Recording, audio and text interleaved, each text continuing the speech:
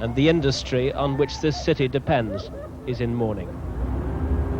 Occidental Oil, the owners of the Piper Alpha platform, said tonight they believed they'd pinpointed leaking gas as the cause of the first explosion.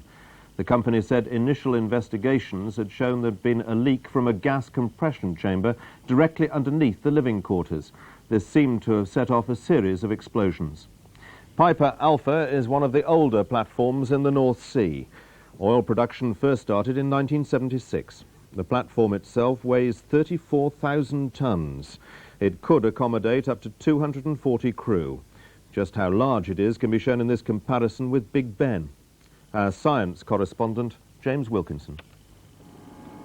The Piper platform was inaugurated 12 years ago by the then Energy Secretary Tony Benn. It's a huge steel structure fixed to the seabed, standing in 500 feet of water. The oil is produced like this. The hot gas and oil mixture comes up from under the sea to the wellhead in pipes called risers. At the top, the mixture is separated. The oil is pumped ashore along one pipeline. The gas is then compressed, again to be sent ashore. This evening, the company said the first explosion occurred due to an escape of gas in the place where the gas is compressed. This seems to have triggered other explosions in quick succession near the living quarters. 11 years ago, the Piper platform was converted so it could recover gas as well as oil. Before then, the excess gas was wasted and burnt. The gas equipment has had problems before. 4 years ago, it suffered an explosion and fire. The platform was shut down and the men evacuated. On that occasion, the fire was put out in just over 2 hours. The gas is mainly methane, often flared from platforms. A mixture of air and gas containing only 4% of methane is highly explosive. The smallest spark could set it off. Whatever happened last night, the men aboard had little time to escape. So how could evacuation be improved? Certain novel features should be considered again, copied perhaps from other systems. For example, escape chutes, not only near the accommodation units, sited at other areas, so that you go skidding down into a reception system. The reception system could be a craft, or it could be a small deck from which a craft can be obtained. The rig is now devastated. The fire is still burning, and it's thought some oil is still leaking out. The Queen has sent a message of heartfelt sympathy to the injured and bereaved. She also praised the bravery of the rescue services in preventing even greater loss of life. Mrs. Thatcher told a sombre House of Commons that it was an enormous tragedy. We all wish to express our deep sympathy with the people concerned, those who have been injured and the bereaved of the very, very many whom we seem to have lost. May I fully endorse the Prime Minister's sympathy for those who have lost loved ones and those who have been injured in the horrific accident in the North Sea oil field. And may I also join with her in commending those who have shown bravery and skill in the rescue services. Tonight, the chairman of Occidental Oil, Armand Hammer, extended his sympathy to the families of the dead. He said, "We will continue to do everything we can to assist the injured and their families." Today, all parties applauded the government's decision for an immediate inquiry, though there's been criticism of the present structures for monitoring safety in the oil business. Peter Main reports.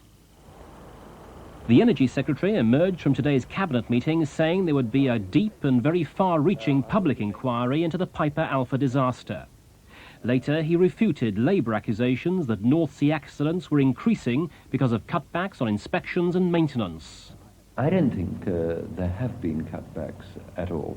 In fact, if you look at the accident figures for North Sea, you'll find that 1986 there were 101 serious accidents.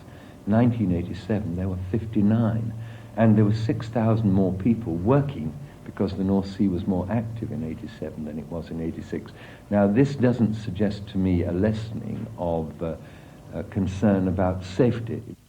But Labour's energy spokesman took a different view of the figures. I'm bound to say some of the cutbacks in safety, and maintenance, which has been reported to the House of Commons Select Committee, do show why the figures since 1984 and 85, 86 have doubled in the amounts of incidents. So I would have thought the evidence is quite clear. It's not as it could be, and it's worse than it was, and that needs attention.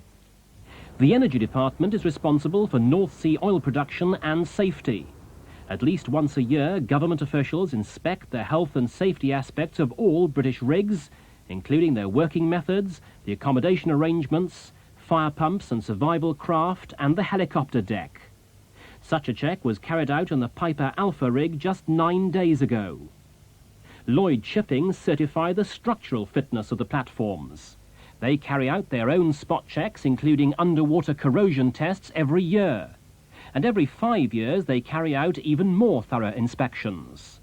The last 5-year check on the Alpha Piper was 2 years ago. There's been criticism of the system. In a government report, this union official called for a safety inspectorate specially for the offshore oil industry. And I said then, I said it in the report speaks very clearly in black and white, that life, that danger, that fatality could be involved in this kind of lack of independence. As the investigation into the Piper Alpha disaster begins, the Energy Secretary is now being asked to publish the findings of an inquiry into an explosion on the platform 4 years ago, in which 4 men were slightly hurt. The human cost of last night's tragedy makes it a national disaster, but industry and the economy will also suffer. Insurance losses could be more than £500 million. The loss of the Piper field and the shutdown of nearby fields has cut North Sea production by more than 1/10, and world oil prices have gone up in response. It could have an impact on the balance of payments deficit as well, as our industrial editor Martin Aidney reports. Before its destruction, the Piper field was producing about 125,000 barrels a day, worth about £1.5 million. Other nearby fields used the same pipeline to the Orkneys, including Claymore, Scarpa, Tartan, Highlander and Petronella. They are now shut down too, with the loss altogether of about 300,000 barrels a day, about 1/10 of North Sea production. Experts hope that these rigs will be able to pipe oil again in the next fortnight, using the same pipeline. The industry says it's even conceivable that using rigs laid up because of the recession, some production might be restarted from Piper within 9 months. It'll mean another blow to Britain's trade balance, already running a loss of about £4.7 billion. The cutback of Piper oil is likely to increase that by perhaps £300 million this year. But that, unlike the human loss, is recoverable. Today has shown what a high price can be paid for the oil which is keeping our economy going. It's now nearly 24 hours since the explosion which ripped the oil platform apart. In Aberdeen, with the latest on the search operations, our reporter Michael Macmillan. Michael, is there no hope now that any of the 148 men still unaccounted for might be found alive? Well, I think they're going through the motions. The search will end in about an hour's time. It will start again at first light. But certainly the hospital is not optimistic. It has called off its emergency standby operation and says, quite frankly, it does not expect to treat any more survivors. So the search is due to be called off at 10 o'clock. Will it be resumed at all tomorrow, and will the people resuming it actually have any hope at all of finding anybody alive? Well, it will resume at first light, massively scaled down from what it was originally today when 37 ships were involved in it. But as I said before, I think they are going through the motions. Perhaps now they're looking for bodies rather than survivors. Michael Macmillan, thank you. And we hope to return to Aberdeen for the latest information at the end of the programme. Philip. In Northern Ireland, 6 people have been injured by a bomb which exploded outside a swimming pool in West Belfast. The injured include 2 girls aged 4 and 6. 2 of the other people who were hurt are said to be in a serious condition. The bomb in the Lower Falls area was detonated as a joint army and police patrol passed, but all those injured were civilians. The bomb went off shortly after 7 o'clock. It was planted against the wall of the Falls Road swimming pool, but within yards of an army post on the peace line with the loyalist Shankle Road. Security forces say the bomb was detonated by a command wire, almost certainly an IRA attack on the army. A joint RUC and army patrol was on foot in the area at the time. One soldier's face was streaked with blood. They helped the injured civilians. Many people were on the street, many of them shopping in neighbourhood stores. This man and his wife were out for a carton of milk. He tried to staunch the blood from a man's head wound. run out, try to keep the pressure on his head. He was lost of blood, and that's all done till... He was very badly injured? Well, considerable injuries on the... Were there other people hurt as well? There was a woman with her legs firstly gassed open. Ambulances ferried the injured to hospital. A man and a woman are in a very serious condition. The IRA's political wing, Sinn Féin, says it doesn't approve of no-warning bombs in public places. This is the 4th time in recent months that the IRA has carried out just such an attack. A solicitor has been jailed for 12 years for masterminding the laundering of proceeds from what was Britain's biggest ever robbery, the Brinks-Mat raid in 1983. Michael Relton was described by the judge as a rich parasite. Kathy McAvoy, the wife of one of the robbers, has been given an 18-month suspended sentence. She'd moved into a mansion bought with some of the £25 million that was stolen. It's been a case of the most complex financial dealings. It took the jury 11 weeks to hear the evidence, nearly 5 days to reach their verdicts on it. Even then, they couldn't decide on 2 of the defendants.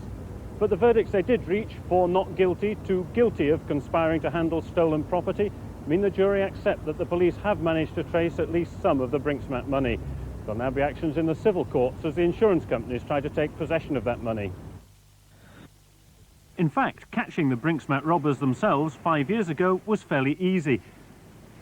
From inside Leicester Prison, one of the robbers, Mickey McAvoy, was quickly offering a deal, half the gold back in return for a lighter sentence. But it was out of his hands. Cheltenham Ladies College, one of the country's most prestigious public schools, was one place those who now had the money were investing it. They bought property here, and in London's Docklands, millions more were being poured into the booming property market. By the time the police caught up, the investments had more than doubled in value to £18 million. Legal deals with innocent companies were paying big premiums. The criminals weren't interested in deals for Mickey McAvoy. It was a worldwide laundering operation that set up accounts and companies in the Cayman Islands, New York, Switzerland, Panama, the Irish Republic, Jersey, and that's only some of the centres that have been traced so far. A leading criminal solicitor, in every sense of the term, was the financial mastermind behind it, Michael Relton. But it was smaller deals that gave the police the toehold they needed. Kathy McAvoy, then Mickey McAvoy's mistress and now his wife, had suddenly moved out of her council flat just off the Old Kent Road and into Turpington Farm in Kent, a £250,000 house with guard dogs called, affectionately, Brinks and Mat. Starting from that deal, police unravelled the whole financial web. And the inquiries are still going on, insurance agents as well as police. We're getting information from known informants, following up areas that we previously investigated and didn't lead us anywhere, but now as a result of other snippets of information begin to make sense. Surely after nearly 5 years, the trail must have started to go cold. Sometimes, you know, it's, when the dust settles, that's when people relax. We don't relax. And the people who still have access to the gold can't use it. Once they start spending money, the police will want to know where it's come from. They have access to millions, but they daren't spend it. Writs have been issued against the 2 paediatricians at the centre of the Cleveland child abuse controversy, Dr. Marietta Higgs and Dr. Jeffrey Wyatt, and against Cleveland County Council. The writs issued on behalf of 3 of the...